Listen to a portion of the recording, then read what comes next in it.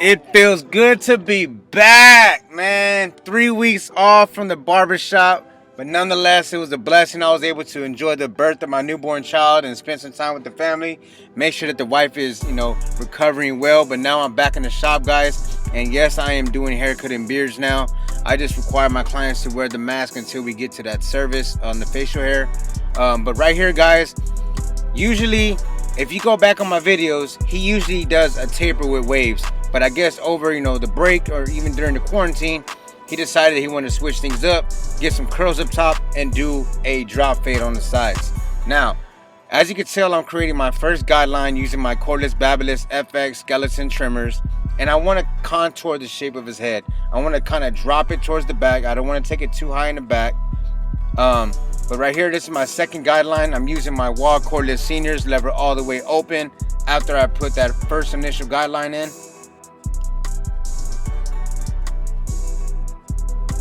But yeah, guys, I'm requiring my clients to wear the mask, not only for the sake of my family, but also for, their health, their safety as well. Numbers are still jumping out here. COVID is still a thing. We're just trying to be as safe as possible, guys. After I start with the lever open, I believe I closed it and then put it in the middle to remove that bottom line. Now, I have my one guard on there, lever all the way open. And like I said, I'm not going to compress this blend. I'm going to kind of stretch it out. But I want to kind of keep it, pretty low. So I'm only giving myself probably about half an inch per guideline. And you'll see that I'll go back to certain spots, freehand, kind of like remove dark spots with a different guard. It's just something that, after a rough draft blend, you come back and detail it up, right? So after the lever all the way open, I put it in the middle and then close it with the number one guard. After the number one guard, we're going to jump to our number two. The reason why I always like to jump to a number two after the one guard, for some reason it feels like it keeps my blend lower and it also has more contrast versus going from the one open, which is already equivalent to a 1.5, and then going into a 1.5 guard. It makes no sense to me. So I always like to go to a number two, work my way down to the lever all the way closed, and then I'll come back with my 1.5 guard open and soften that area up, whatever the number two left behind. I just feel like there's no gradiency between a one open and a 1.5 guard. Once you do the two, you'll see that your blend is still low, as you can see right here, and then you'll come back with a 1.5 guard and kind of brush things up and blend whatever it left behind, which is really not a lot.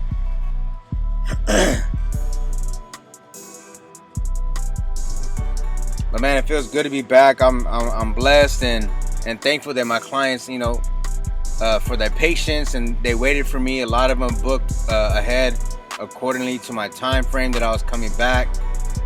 So I've been booked every day. Thank you, Jesus. Oh my gosh, pocket's been empty. Now we're good, man. We're good. All right, so this is the 1.5 guard lever open, right?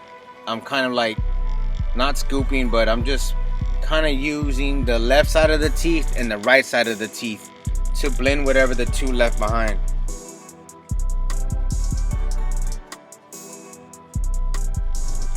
And then I'll come back and kind of like just brush up whatever the 1.5 left behind with the one open. And this is a system that literally has been with me since barber college. I haven't switched anything. I haven't changed anything. I've always started with the lever open, middle, close. This was taught to me by another student. He had already knew how to cut hair, and he was just going to get his license so he could be legit. My boy Daniel. So if you're watching this, bro, I appreciate that. This system has always just stuck with me and it's clicked. Yes, I have some tweaks here and there whenever I do detail work and stuff like that, but as far as like a basic system, a basic foundation of how to blend, I always start with the lever open, middle, close, because you can always take hair off. You can't put it back on. Once we figure that out, then we're rich. Other than color enhancement. But it's basically like trial and error. If you have the lever closed and you cut too close, then you're gonna have to you'll create yourself another guideline or maybe a bald spot, versus the lever all the way open. If it doesn't cut, then you could work your way down, if that makes any sense. So this is just me going back to my guard, going back to my system. Anything that I see, it can be something that y'all don't see, but you got to develop that eye, right?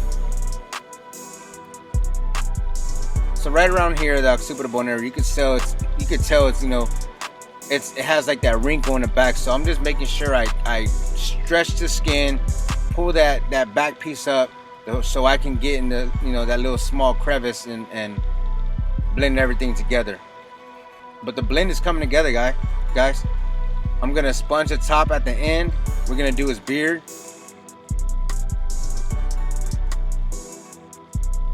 Yeah, this man has some crazy waves. He had been waving since the 90s. So I can only imagine why he wanted to switch up for a little bit. You know, he's been waving since waving was a thing, you know what I mean? Like, that's crazy. I show him all like 360 Jeezy. I show him all the like the waving groups and stuff like that, and he's like, dang, like they that serious, huh? A lot of people just have that natural waves. They don't need to work too hard for it. So right here, this is a dope technique that I like to use. You have to be very careful. I always start with the lever open, and I just kind of scoop those dark spots, those dark curls. You can do clipper over comb, you can go with the grain, but I just feel like, to me, this is a little more controllable, if that makes any sense. And I'm just scooping those dark areas out, and you can see that it's blending everything together.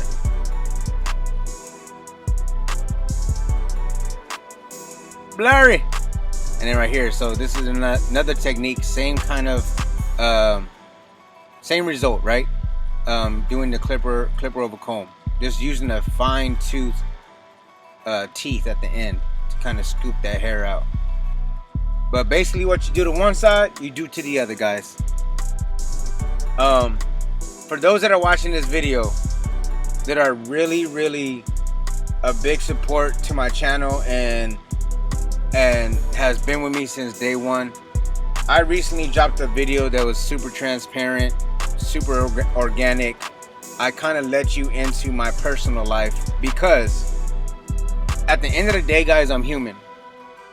And yes, I show a lot of the highlights, and that's a lot of people, a lot of celebrities, a lot of influencers, they always show highlights. But we don't show the struggle. We don't show the real life problems. We don't show the issues that we are going through. We're human. You know what I mean? Like, whenever I saw 360 Jeezy share a story about his sister passing away, or Chris Bazio sharing a story about, you know, his mom, that's something that's real life issues. Those are real life problems, guys. We bleed and sleep just like everyone else. We don't show a lot of that, but being transparent and being open to our second family on YouTube, I think that shows a lot. I think it shows a lot of character. It shows, you know, that we're human. It shows that we're people just like you. And I recently dropped a video on, you know, everything that has been going on with me and my wife and the kids. We're good. We're blessed. We're happily married. We're in love. But we went through some crazy stuff giving birth. My wife went through some crazy stuff giving birth to my two children. And I shared, you know, a story. I kind of made it, you know, some laughing moments in there, some crying moments in there, some real moments in there, and something that I feel like our story is crazy, guys, and it brings us closer, brings us stronger, makes our relationship that much better. And I married my best friend, guys. I'm so happy that I can say that. And if y'all are into some stuff like that, if y'all have kids, if y'all have a family, y'all know where I'm coming from. Check out that video, guys. The title is Story Time. Check it out. But I'm gonna let y'all enjoy this side of the haircut, guys.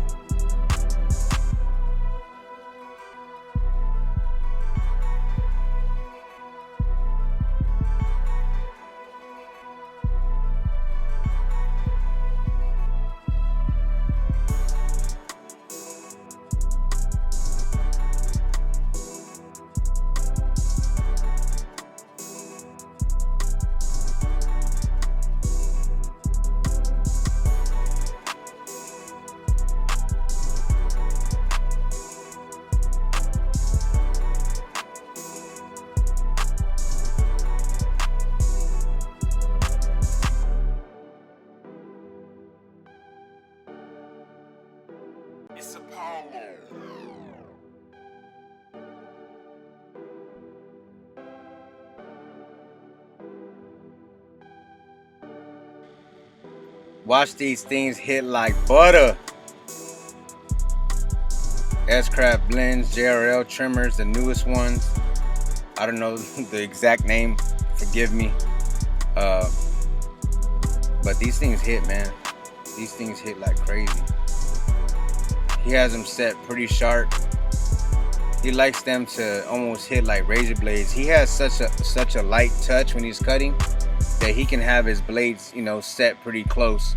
Me, on the other hand, I'm a heavy-handed barber. Not to the point where I'm scarring up my clients or having my clients have, you know, discomfort during the haircut, but I'm a heavy-handed barber in the sense of I apply a little bit more pressure whenever I'm lining up or cutting hair, period. So that's why I don't like to have my trimmers and clippers, you know, set too short, too close. But every now and then, man, I like a nice pair of hitters that are set really nice, but you know, and then if I use, you know, one of Shannon's trimmers, I know to go light-handed with it.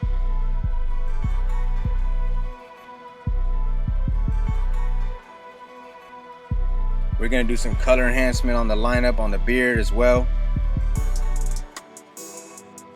And then right here, guys, like I said, you'll see me going back and forth, you know, throughout the haircut.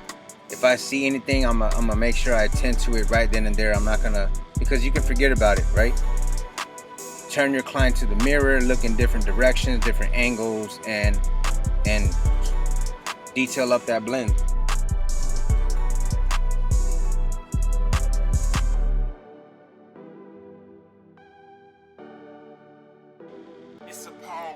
Alright, so right here he's telling me that he wants to keep his beard line a little bit lower. I think it was him or someone else was doing it during the break. So he was like, yo, I want to bring my beard back down lower. He didn't want to remove any length. He didn't want to cut anything down. He wanted me to line it up and make sure that that bottom line is a little bit lower than it being higher.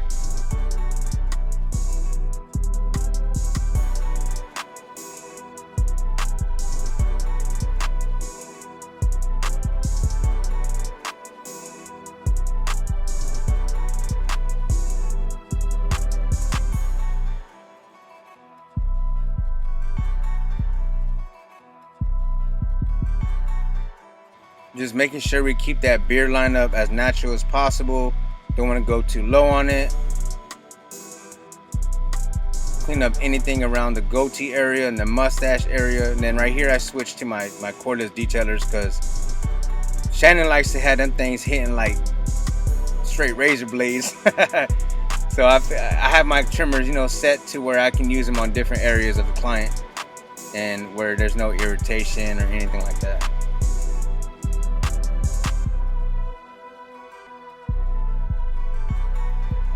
So right here, you're gonna see me spray some hairspray, some holding spray to make those hair fibers stick.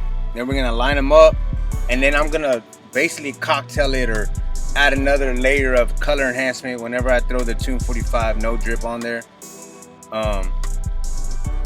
And that's just to keep that edge up crispy, that edge up dark, and honestly, guys, it don't look fake. Like, there's some barbers out there that put color enhancement and puts too much, and next thing you know, everything looks fake. I kind of want to keep it as natural as possible. Dark, obviously, because that's what you want to do, enhance the haircut. But no, not too much. Not too much.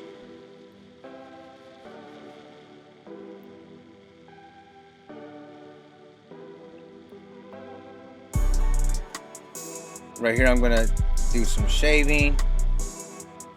That boy looking crispy. Guys, if you enjoy this haircut tutorial, make sure you give it a thumbs up, like, share, comment, subscribe. Let's get this channel to 100K.